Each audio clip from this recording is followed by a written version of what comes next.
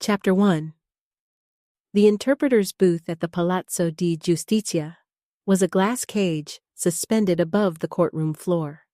Transparent, sound-isolated, and designed with the precision of a laboratory specimen container. Giada Rossetti had spent 7 years in this box, her voice traveling through a headset to the ears of judges, prosecutors, and the accused, translated into the sterile language of legal procedure. She had become invisible by design, a cipher through which violence became syllables and confessions became grammar. Her apartment in the Navigli district was small, cramped with borrowed furniture, and stacked with linguistic journals she no longer read. The walls were thin enough that she could hear her neighbor's television through the plaster, a constant reminder that she existed in the margins of other people's lives. Her brother Marco's debts, accumulated through gambling dens and the kind of friendships that cost money to maintain, had calcified into a permanent weight across her shoulders. Her mother, deteriorating in a care facility in Monza, required medications and attention that Giada's court interpreter salary barely covered. Every euro she earned was already spoken for. Every breath she took was an investment in a future that belonged entirely to other people. The courtroom smelled of floor wax and stale espresso. Fluorescent light cast the faces of the accused into unforgiving shadow. Giada's fingers rested on her laptop keyboard, her posture perfect, her expression blank. This was her armor, the appearance of absolute neutrality, the performance of invisibility. In the gallery behind the prosecutor's bench, a man sat with his hands folded across his chest. She had learned not to look at him directly, though she could feel the weight of his attention like a physical pressure against her sternum. Giada's fingers moved across the laptop keyboard with mechanical precision. Each keystroke, a small act of transformation. Paolo Vitale's eyes darted toward the gallery, toward the man seated in the third row, with his hands folded across his chest. That man was Lorenzo Valenti, the head of the Valenti syndicate, present in the courtroom with the casual confidence of someone who had already purchased the outcome. The prosecutor, Rossetti, leaned forward, sensing the inconsistencies in Paolo's testimony, but unable to pinpoint them without Giada's exact translation. Giada's breath remained steady, her voice modulated to the neutral register required by her professional oath. The capital transfers were executed through legitimate banking channels in accordance with European Union regulations. Rossetti's brow furrowed as she parsed Giada's words, her suspicion palpable. Giada could feel the weight of Lorenzo's gaze like a physical pressure against her temple, but she refused to look up, to acknowledge his presence. She was the invisible fulcrum upon which this entire proceeding balanced, a silent witness to the power struggle unfolding before her. The magistrates asked a series of follow-up questions, each one carefully crafted to expose the cracks in Paolo's testimony. Giada translated with the same meticulous detachment, her words a scalpel carving through the witness's lies. She could sense the frustration building in Rossetti's posture, the way the prosecutor's knuckles whitened around the edge of the podium. Finally, Paolo Vitale crumbled, his voice rising in pitch as he frantically backtracked, contradicting himself with each new statement. Giada's translations became sharper, more surgical, stripping away the witness's desperate attempts at obfuscation. The magistrates exchanged a series of terse glances, their expressions darkening. "The witness is clearly attempting to conceal material evidence," one of the judges declared. "Ms. Rossetti, please confirm the discrepancies in the testimony." Giada took a steadying breath, her fingers poised over the keyboard. "The witness has provided conflicting accounts regarding the timing and nature of the capital transfers. His statements do not align with the documentation provided by the prosecution." She paused, her gaze flicking briefly toward Lorenzo in the gallery. There are significant irregularities that call into question the legitimacy of the transactions in question. The courtroom erupted into a cacophony of muttered curses and the scraping of chairs as the magistrates conferred. Rosselli's expression shifted from frustration to triumph, her eyes narrowing as she glanced toward the gallery. Lorenzo Valenti remained motionless, his features an impenetrable mask. Giada's heart pounded in her ears, the rush of adrenaline familiar yet unsettling. She had done her job with the same clinical precision that had defined her career, but the consequences of her actions were no longer confined to the sterile confines of the courtroom. She had stepped into the shadows, and there was no going back. Giada Rossetti stared at the text from her brother Marco, her fingers hovering over the keyboard. The familiar weight of responsibility settled on her shoulders, a burden she had carried for years. Marco's debts were a constant source of anxiety, a ticking time bomb that threatened to unravel the fragile stability she had painstakingly constructed. With a resigned sigh, Giada set down her mug of chamomile tea and began to type a response. Her fingers moved with practiced efficiency, the words carefully chosen to convey both empathy and firmness. Marco, I understand you're in a difficult situation, but I can't help you this time. I've been clear about the limits of what I can do. You need to find another solution. She paused, considering her next words. As much as she wanted to offer unconditional support, she knew that enabling Marco's reckless behavior would only prolong the cycle of debt and dependence. Giada had sacrificed too much, worked too hard, to risk it all on another one of Marco's impulsive decisions. With a heavy heart, she continued typing. I'm sorry, but I can't keep bailing you out. You need to take responsibility for your own actions. I won't be able to help you with this. Giada's gaze drifted to the worn copy of The Interpreter's Dilemma on her nightstand, a constant reminder of the ethical quandaries that defined her profession. As an interpreter, she was tasked with the sacred duty of translating words with absolute precision, of preserving the nuances and subtleties that gave language its power. Yet, in her personal life, she often found herself grappling with the limitations of her own agency, trapped in a web of familial obligations and financial constraints. The apartment, with its sparse furnishings and meticulously organized personal effects, reflected Giada's desire for control and order. It was a sanctuary, a place where she could retreat from the chaos of the outside world and immerse herself in the familiar rhythms of her work. But even here, in the privacy of her own home, the weight of her responsibilities refused to be ignored. Giada set down her phone and turned her attention back to the court transcript, her brow furrowing as she reviewed the discrepancies in Paolo Vitale's testimony. The magistrates had been visibly shaken by the revelations, and Giada knew that her actions had set in motion a series of events that she could not fully anticipate.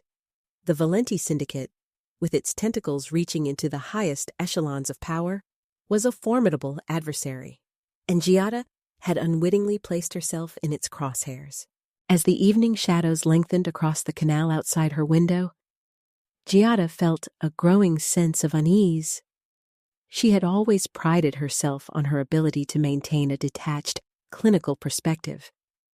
But now, the lines between her professional and personal lives were blurring. The stakes had been raised, and Giada found herself caught in a web of her own making, uncertain of the path that lay ahead. Giada met Rosselli's intense gaze, her own expression carefully neutral.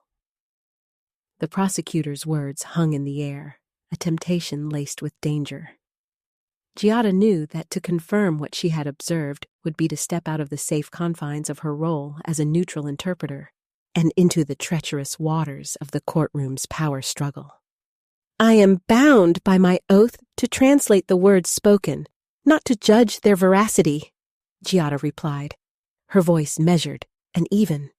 My duty is to provide an accurate and impartial interpretation, nothing more. Rosselli's brow furrowed, her frustration evident. I understand your position, Giada, but this goes beyond a simple case of perjury. There are larger forces at play here, forces that threaten the integrity of this entire investigation. Your testimony could be the key to unraveling a web of corruption that reaches into the highest levels of the DA's office. Giada felt the weight of Rosselli's words, the implicit plea for her to abandon her neutrality and become an active participant in the pursuit of justice. But the idea of stepping out from behind the glass barrier, of confronting the unseen machinations of the Valenti syndicate, filled her with a deep sense of unease. I appreciate the gravity of the situation, Signora Rosselli, Giada said, her fingers tracing the edge of the transcript.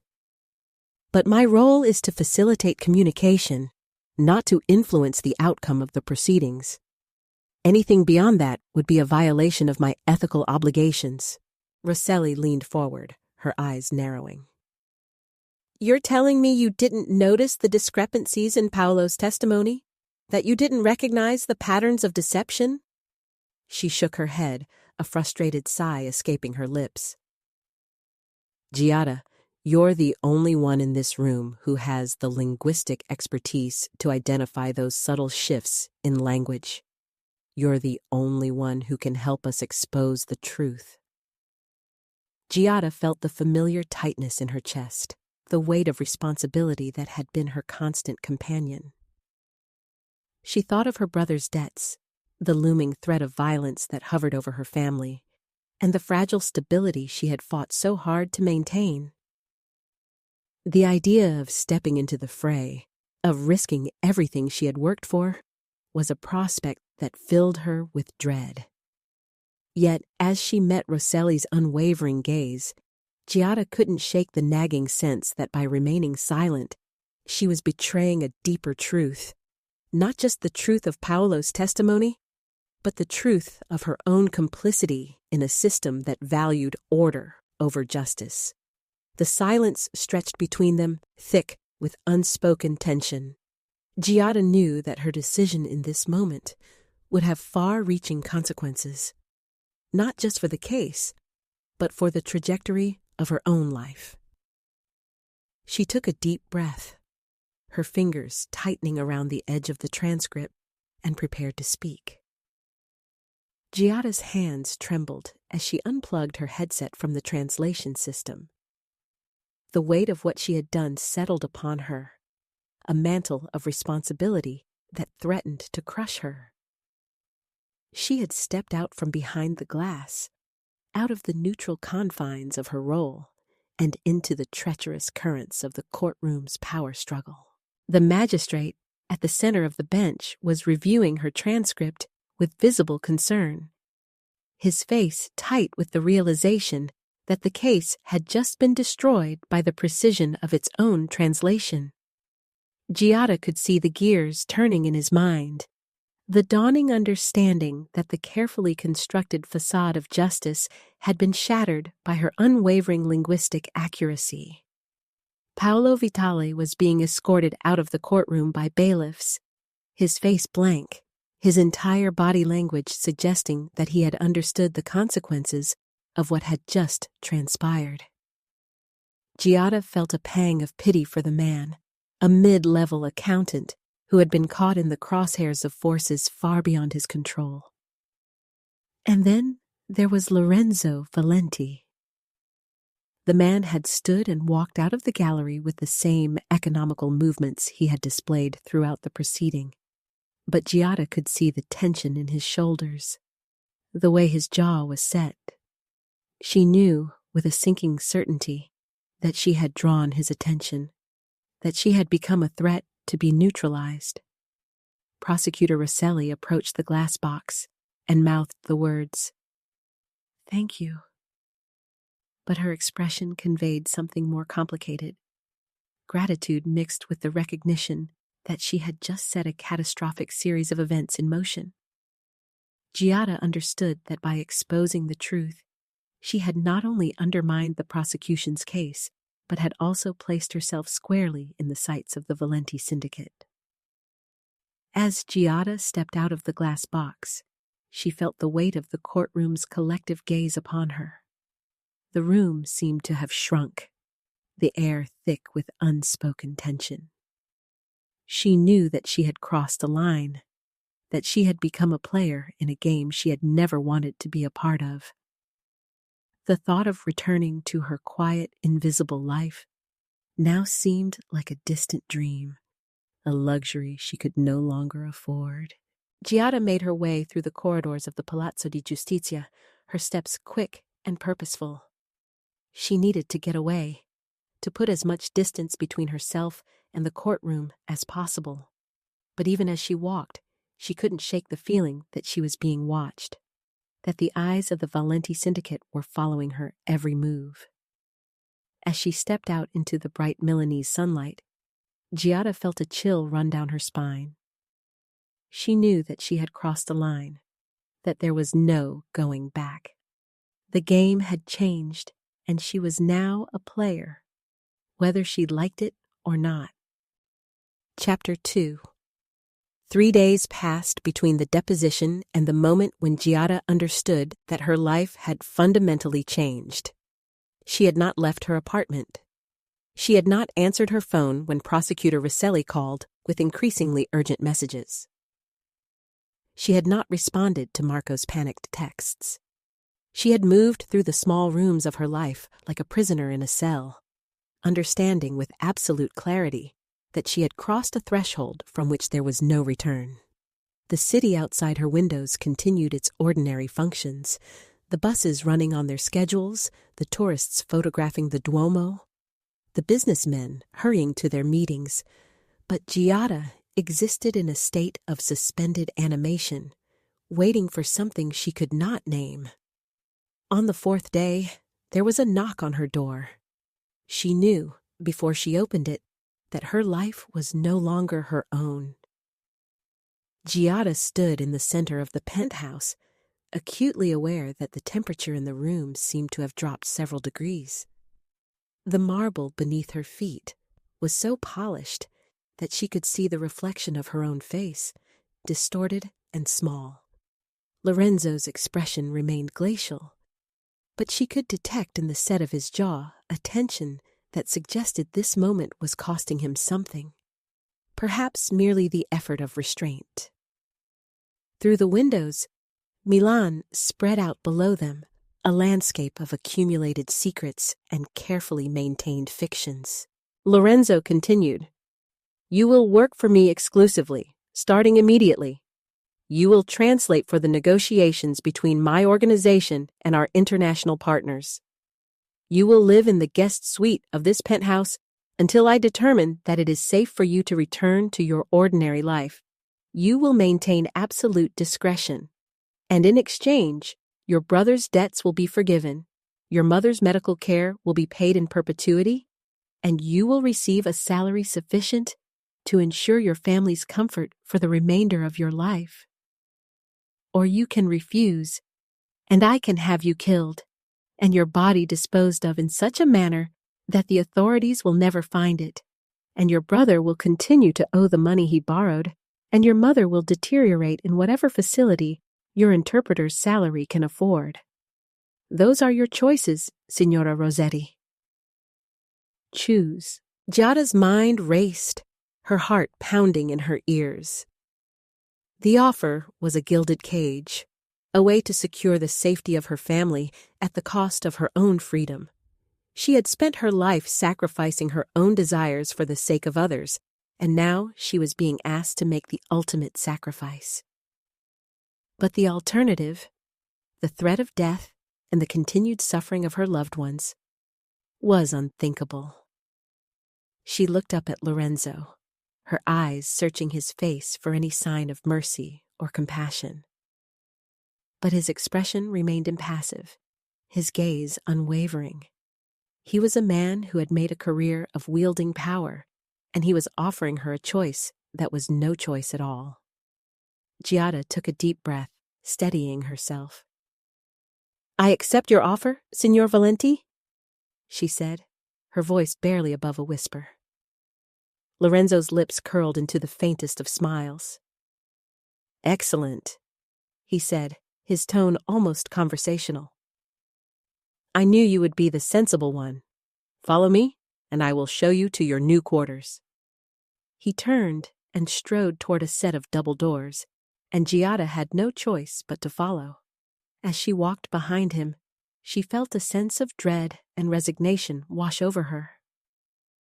She had traded her freedom for the safety of her family, and she knew that she would never be the same again.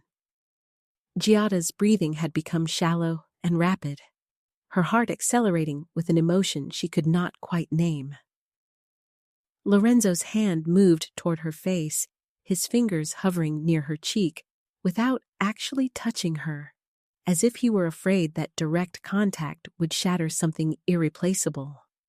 She understood in that moment that this was the architecture of his power.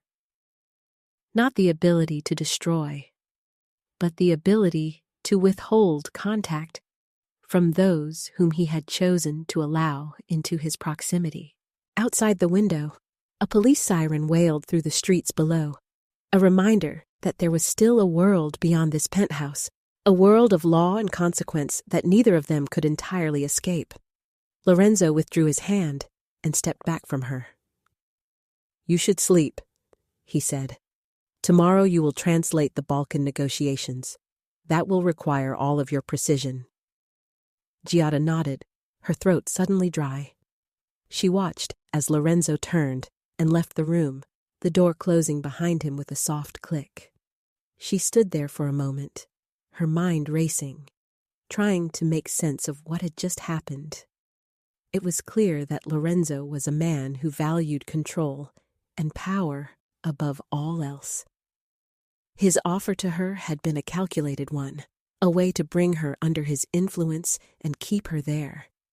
And now, in the middle of the night, he had sought her out, drawn to her presence in a way that he could not fully explain. Giada moved back to the bed, sitting down on the edge of the mattress.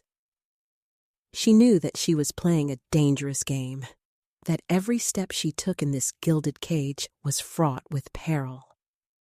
But she also knew that she had no choice. She had to protect her family, even if it meant sacrificing her own freedom.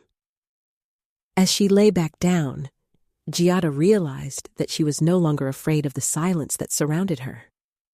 Instead, she felt a strange sense of clarity, as if the absence of sound had stripped away the distractions of the outside world and left her with a sharper focus. Tomorrow, she would face the Balkan negotiations, and she would need every ounce of her linguistic prowess to navigate the treacherous waters of Lorenzo's world. But for now, she allowed herself to drift off to sleep, her mind already turning over the possibilities that this new reality presented. She was a prisoner, yes, but she was also a witness, an observer who was slowly unraveling the complexities of Lorenzo's empire. And as she fell asleep, Giada couldn't help but wonder what other secrets this penthouse might hold, and what power she might wield if she could only find a way to leverage them. Giada had begun to explore the penthouse with the systematic precision of someone mapping the geography of her captivity. She had found the library on the second day, and it had become her refuge, a place where she could occupy solitude without the suffocating weight of constant surveillance. The books on Lorenzo's shelves revealed a man of unexpected intellectual complexity. There were volumes on political philosophy, Machiavelli, Hobbes, Carl Schmitt. There were biographies of historical figures associated with crime and power, Al Capone, Pablo Escobar, Meyer Lansky. There were also, somewhat incongruously, collections of poetry, Dante, Petrarch, Pasolini. and several volumes of linguistic theory, including the very book that Giada had read multiple times, The Interpreter's Dilemma by Umberto Eco. She was examining this last volume, surprised to find it in Lorenzo's collection, when his voice came from the doorway. "I found that book through your professional profile. You cited it in your courtroom evaluations. I wondered what drew you to an argument about the impossibility of perfect translation." Lorenzo was leaning against the doorframe, his posture casual, but his eyes alert. He had a habit of appearing without warning, a skill that he seemed to deploy precisely to demonstrate the permeability of the boundaries that were supposed to contain her. "Because it's true," Giada said, not turning around. "Perfect translation is impossible. Every act of language transfer is an act of violence. Something is always lost. Some nuance is always destroyed." "And yet you pursue it," Lorenzo said, stepping into the library. "You pursue precision, knowing it to be unattainable. Why?" Giada considered the question. She thought about the courtroom, about her glass box, about the way she had used language as a weapon against Paolo Vitale. "Because the pursuit is what matters," she said finally. "Even if perfection is impossible, the effort to achieve it defines the person making the effort." Lorenzo moved to the desk where she was standing and picked up the book, examining its worn spine and annotated margins. "You've read this multiple times," he observed. "4 times," Giada acknowledged. "Why?" "Because each time I read it, I understand it differently. Because Eco's argument changes depending on what I've learned in between readings." Lorenzo nodded slowly. He placed the book back on the desk, his fingers lingering on its cover for a moment. "I want you to understand something about me," he said quietly. "Everything you see in this penthouse, everything you see in my organization, it is all an architecture of necessary fictions. The men who work for me believe certain things about me because I have carefully constructed those beliefs. The rival syndicates respect my borders because I have killed people to establish them. The law enforcement agencies leave me alone because I have paid the appropriate people to remain corrupt. Everything is maintained through a series of precise, lethal translations, and I find myself wondering whether any of it is true, or whether I am simply the most talented liar in Milan." The alert came at 10:47 p.m. One of Lorenzo's lieutenants, a man named David with a scarred face and cold, efficient movements, had arrived at the penthouse with urgent news. A rival Balkan syndicate had made a move against one of Lorenzo's distribution centers in the suburbs. 3 of his men had been killed. The situation required immediate attention, and it required someone who could translate the communication between Lorenzo and the Balkan representatives with absolute precision. Giada was escorted to the Navigli safe house, to the subterranean cellar, where the high-stakes negotiations would take place. She descended the stairs with a sense of profound dislocation, understanding that she was being forced into a world from which there had previously been a protective barrier of distance and abstraction. The safe house was exactly what she had feared, a place of raw violence and urgent necessity. 2 men were dead in the adjacent room, covered with white sheets. Blood had pooled on the stone floor. Lorenzo was standing at the center of a group of his captains and soldiers, his presence somehow commanding even more authority in this place of darkness and dampness than it had in his penthouse sanctuary. The Balkan representatives arrived at midnight. They were 3 men with the bearing of people accustomed to giving orders and having them obeyed. Darko Mirovic, the syndicate's regional commander, his lieutenant, Slobodan, and a 3rd man who spoke very little but whose presence suggested he was the one actually holding the authority. The negotiations began immediately. Darko laid out the Balkan position with brutal directness. Lorenzo's territory was being compressed. His distribution channels were being usurped. Either Lorenzo accepted a renegotiation of the territorial boundaries, or the Balkan syndicate would continue to encroach until there was nothing left of his organization. Giada translated each word with her characteristic precision. But something had changed in her translation. She was not simply rendering words into a neutral legal language. She was translating with an understanding of the subtext, the pressure, the lethal implications beneath every syllable. And as she translated, she began to see something that Lorenzo had perhaps not yet fully recognized. The Balkan representatives were not negotiating from a position of strength. They were negotiating from a position of desperation.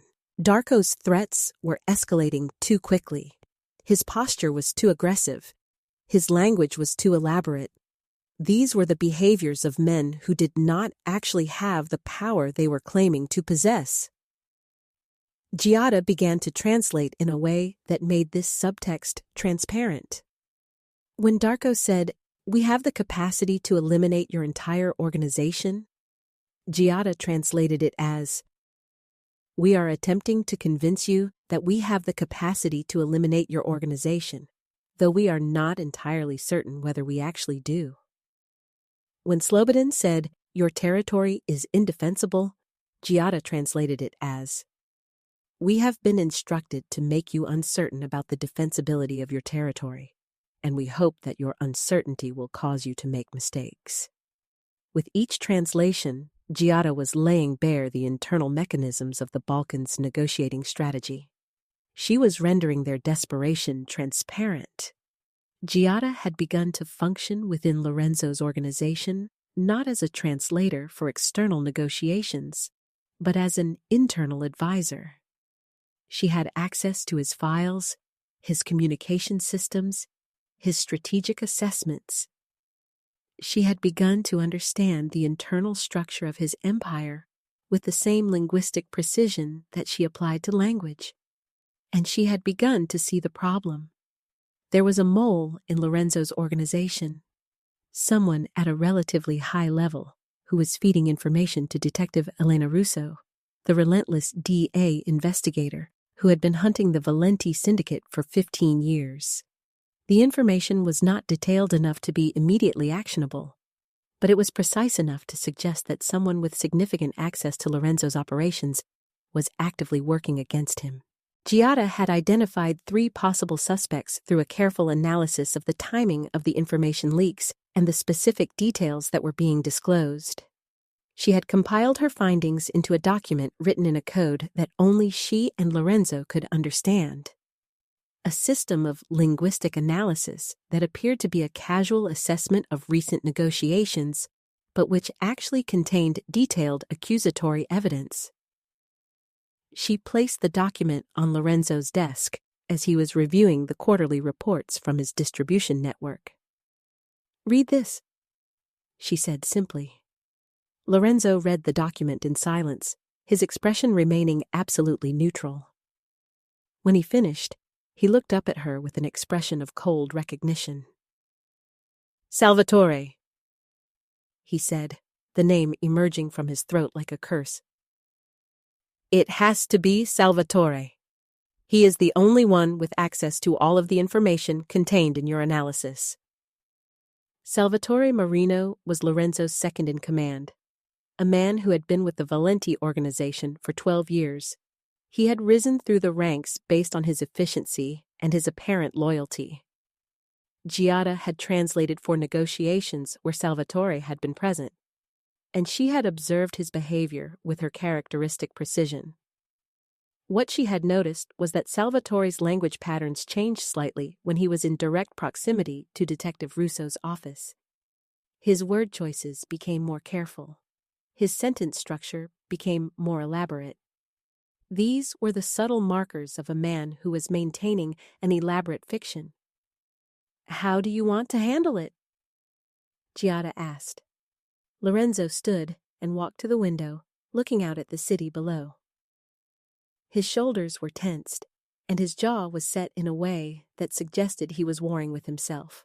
If I kill him," Lorenzo said quietly, "I will be confirming the suspicion that he had already begun to harbor. He will become a martyr to the Russo investigation, and she will use his death as evidence that I am unstable and desperate. If I allow him to continue his betrayal, I risk exposing more of my operation to law enforcement scrutiny." "There is a third option," Giada said. She had been thinking about this problem for weeks, and she had developed a strategy that played to her particular strengths. "What?" Lorenzo asked. Giada's small apartment in Navigli felt foreign to her now, a relic of a life she had left behind. The walls were thin, the furniture borrowed, the window overlooking the familiar canal, a reminder of the world she could no longer touch. A subpoena from Prosecutor Rossetti had summoned her back to this place, a re-emergence of the past she had tried to escape. Lorenzo had allowed her to return, sending 2 of his men to monitor her movements and ensure she did not attempt to flee. Giada understood this distinction perfectly. She was no longer in control of her own autonomy. As she moved through the apartment, collecting the belongings she would need, Giada felt a peculiar dislocation in time. The woman who had lived here, the Giada who had worked as a court interpreter and spent her evenings translating linguistic journals, seemed like a distant character, her emotions and motivations now foreign. Giada stood before her bookshelf, looking at the volumes on interpretation theory and linguistic analysis. She had once read them with the intensity of someone seeking absolute truth, believing that precision of language was the highest virtue, that neutrality was not just possible, but morally necessary.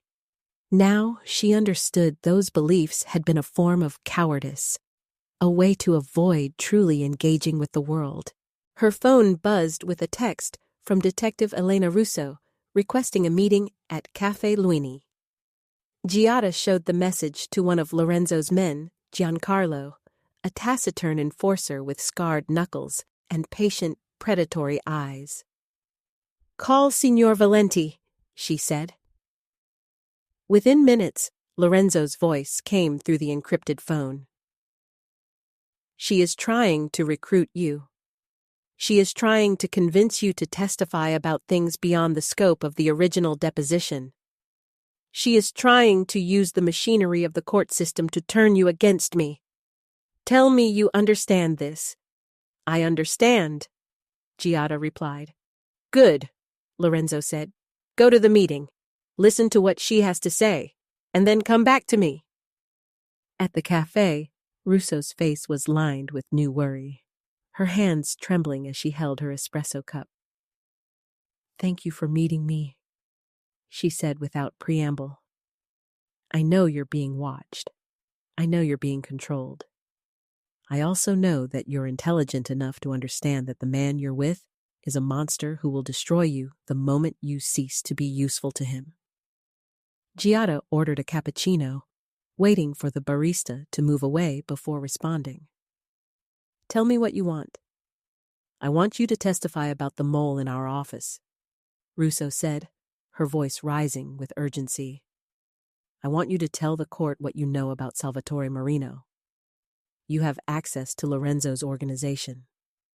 You have heard conversations that I could never hear. You could help me dismantle this entire structure if you were willing to testify." Giada felt something crystallize inside her.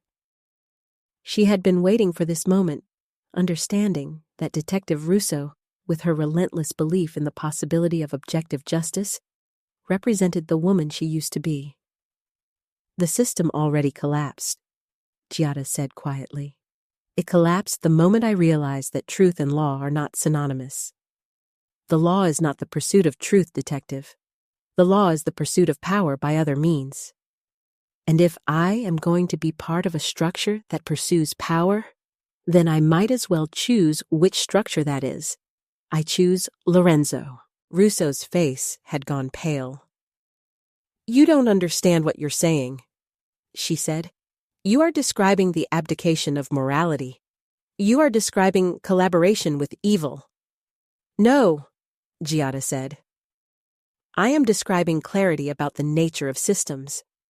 Systems of power always corrupt the individuals within them. The question is not whether to participate in a corrupt system. We are all forced to participate in systems of corruption. The question is which system to participate in and whether we can accept responsibility for that choice, rather than pretending that neutrality is possible. Giada left the cafe, returning to the penthouse to report the conversation to Lorenzo. As she recounted the details, Lorenzo listened with his characteristic attention, asking clarifying questions about Russo's emotional state and strategy. When Giada finished, Lorenzo asked, "You could have gone to her. You could have testified against me. Why didn't you?" Giada considered her response carefully. "Because I believe you," she said. "I believe the system Detective Russo is trying to defend is corrupt beyond repair. I believe my choice to work with you is more honest than my choice to hide behind neutrality." Lorenzo pulled her into an embrace, and Giada understood she had crossed a threshold from which there was no return. Outside, the city lights began to punctuate the darkening sky, a scattered constellation of power and corruption. Giada's testimony at the courthouse would proceed as planned, but she would not be a witness for the prosecution. She would carefully limit her answers, providing nothing that could be used to harm Lorenzo. Salvatore, unaware he had been identified as the mole, would continue to feed information to Russo, information that had been prepared by Giada in consultation with Lorenzo. And Russo would pursue her case with increasing desperation, watching it disintegrate around her, understanding too late that she had been manipulated by someone far more skilled at the game than she was. The moment was approaching. The case against Lorenzo, the case that had been built on the foundation of the false information provided by Salvatore, was beginning to unravel. Detective Russo had based her prosecution strategy on evidence that Giada had carefully crafted to be internally contradictory. By the time the contradictions became apparent to the court, the entire prosecution would be discredited and Russo's career would be in tatters. But before the prosecution could collapse completely, there was one final element that needed to be removed: Salvatore himself. He had served his purpose. He had been turned into a vector for disinformation. Now, he had become a liability, a man who knew too much about the mechanics of his own betrayal and who might, at some point in the future, decide to cooperate with law enforcement in exchange for immunity. Lorenzo and Giada had spent weeks discussing how to handle Salvatore's elimination. Not the physical elimination, that would be crude and obvious. Rather, the complete dismantling of his identity within the organization and the legal system.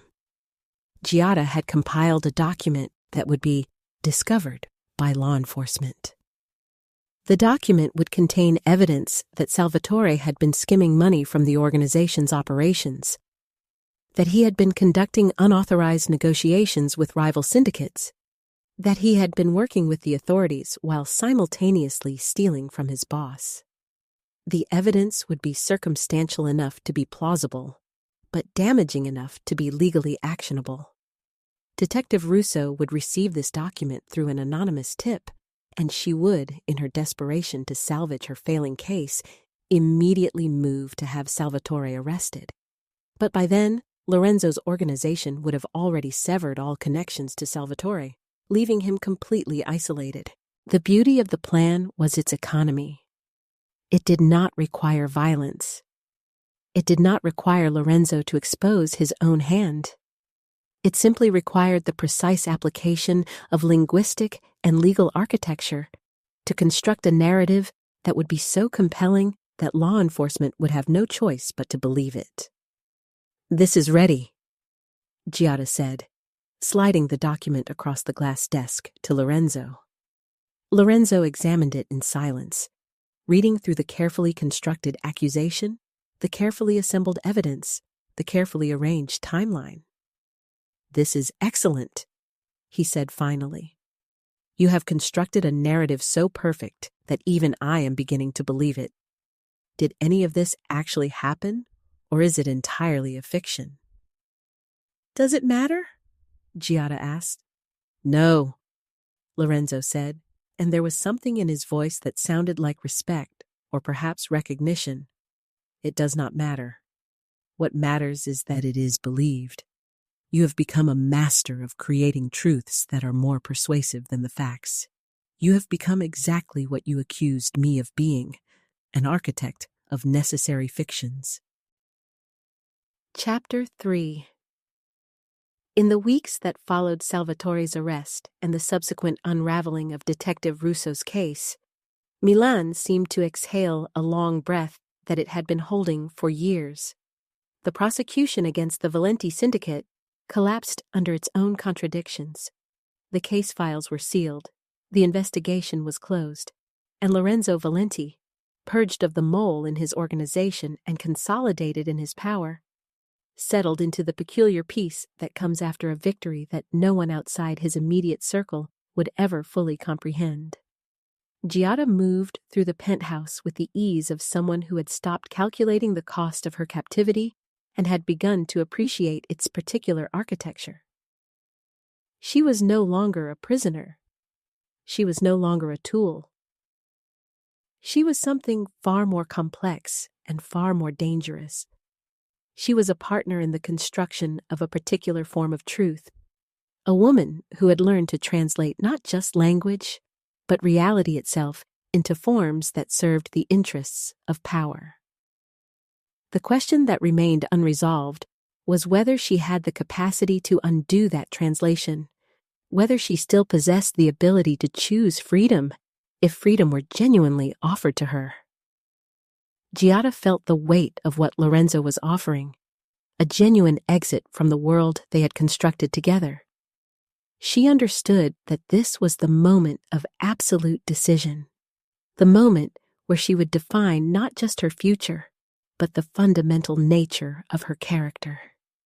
She looked down at their intertwined fingers, at the stark contrast between his sun-bronzed skin and her own pale, slender digits. In that moment, she saw the entire architecture of their relationship reflected in that simple physical connection. She had come to this penthouse as a captive, a tool to be wielded against her will. But somewhere along the way, she had become something more, a partner, an equal, a woman who had chosen to build a new identity within the confines of this gilded cage. "I don't want to leave," she said, her voice barely above a whisper. Lorenzo's grip tightened ever so slightly, a silent acknowledgement of her decision. "Then you will stay," he said, "and we will continue to build this empire together, brick by carefully crafted brick." Giada nodded, feeling a strange sense of relief wash over her. She had made her choice, and in doing so, she had reclaimed a measure of the agency that had been stripped from her so many months ago. She was no longer a passive observer, a neutral translator caught in the crosshairs of a power struggle. She was an active participant, a co-conspirator in the construction of a new reality. "What happens now?" she asked. Lorenzo turned his gaze back toward the city, his expression pensive. "Now, we solidify our position," he said. "The Balkan syndicate has been neutralized, but there are other threats on the horizon. We must shore up our defenses, eliminate any potential weak points, and ensure that our grip on this city is absolute." Giada nodded, her mind already whirring with possibilities, strategies, and contingencies. She had become adept at navigating the intricate web of power and influence that defined Lorenzo's world, and she was ready to put her skills to use in service of their shared goals. "I'm ready," she said, her voice steady and resolute. Lorenzo looked at her then, and Giada saw something in his eyes that she had never seen before, a glimmer of genuine respect, tinged with a hint of admiration. "I know you are," he said, and for the first time, Giada felt a sense of true partnership between them, a shared purpose that transcended the boundaries of their initial roles. As they stood there, gazing out at the city that had become their kingdom, Giada knew that she had made the right choice. This was her path now, a road of her own making, and she was ready to walk it, no matter where it might lead. Giada did not sleep. She moved through the penthouse in the darkness, understanding that this night was different from all the other nights she had spent here. This was the night where her captivity had been genuinely transformed into choice. She had the power to leave. She had the resources to disappear. She had the ability to construct an entirely new identity and begin again.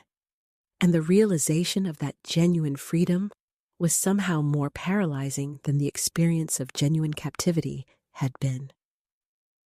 She found herself in the library, pulling the volume of Pasolini's poetry from its shelf. She opened to the passage that had become a kind of mantra for her. "I know I am condemned to be understood only through the language of my enemies." What did it mean to be understood only through the language of enemies? What did it mean to exist in a world where your own language had been colonized by forces larger than yourself? What did it mean to surrender to that colonization and begin to speak fluently in the language of your oppressor? She pulled another volume from the shelf, the eco-text on interpretation theory. She read the passage that had first drawn her to the book. Every act of translation is an act of violence. Something is always lost. Some nuance is always destroyed. The question is not whether translation will destroy meaning, but whether the person performing the translation accepts responsibility for that destruction. Giada had accepted responsibility. She had looked directly into the face of her own capacity for violence, her own ability to destroy through the precise application of language. And having accepted that responsibility, she had realized that the alternative, the pretense of neutrality, the fiction of harmlessness, was far more destructive than the honest exercise of power.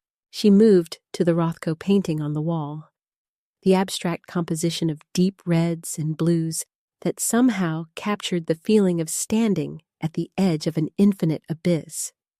The painting had always seemed to Giada to be the visual equivalent of the linguistic problem she had been wrestling with.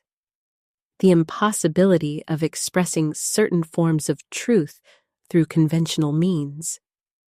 Was leaving the penthouse an act of liberation or an act of cowardice? Would she be choosing herself, or would she be choosing to hide from the implications of her own choices? She thought about her mother in the care facility, her mind deteriorating, no longer recognizing the daughter who visited her. She thought about Marco, finally liberated from his creditors, finally able to exist without the constant pressure of debt. She thought about Detective Russo, diligent and damaged, continuing to pursue her impossible dream of justice. She thought about Lorenzo, alone in his private quarters, wondering if the woman he had brought into his life would, with the light of morning, choose to disappear. And she understood, with a clarity that felt like physical pain, that the reason she could not leave was not because she was imprisoned, but because she had become someone who could only find meaning in the architecture of a chosen captivity. She had become addicted to the experience of living at the intersection of power and vulnerability, truth and fiction, freedom and constraint. The night stretched out before her like an infinite corridor, And at the end of that corridor, there was only one possible destination. The sun was rising over Milan, casting the penthouse into a world of amber and gold light. Two people stood at the edge of the glass windows, silhouetted against the city below, having made a pact that transcended the conventional categories of love and loyalty. Lorenzo's hands fell away from Giada's face, but the intimacy of the gesture lingered.